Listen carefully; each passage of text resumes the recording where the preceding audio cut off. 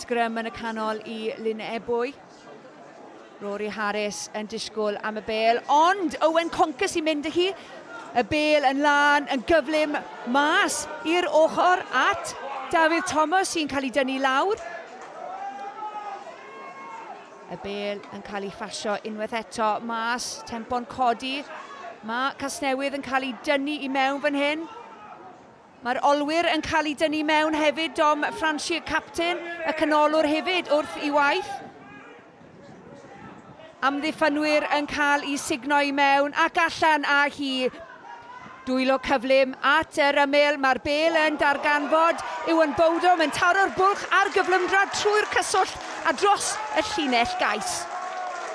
Cais clinigol gan y dynion dir. Casnewydd bellach ar tiriogaeth, sylfaen gadarn i Hope, fe yn bwydo.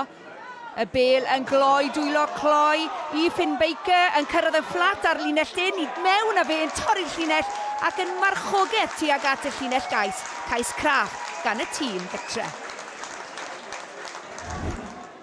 Tafliad i mewn, oedd hi ar y lein i Gasnewydd, y tu mewn i ddwy ar hugain Glynebwy, tafliad taclus fyna. Yn gosod ysgarmes, a mae'r pac yn dechrau rhio. Glynebwy yn gweithio'n galed.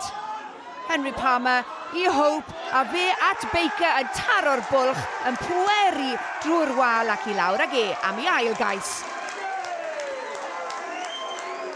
Y chwiban ola, ond daw'r parch yn gyntaf, llinell o ysgwyd dwylo ar ganol y cae. Mae'r capteniad yn cyfnewid geiriau, mae Casnewydd yn troi at y dorf, yn cymeradwyo ffyddloniad y di ar oren ac yn diolch am ei cefnogaeth. Mae Glynebwy yn talu teyrnged i'w cefnogwyr teithiol, glyniaeth i'r naill ochr, urddas wrth y blaen, gêm ddarbu wych wedi gloi'n daclus.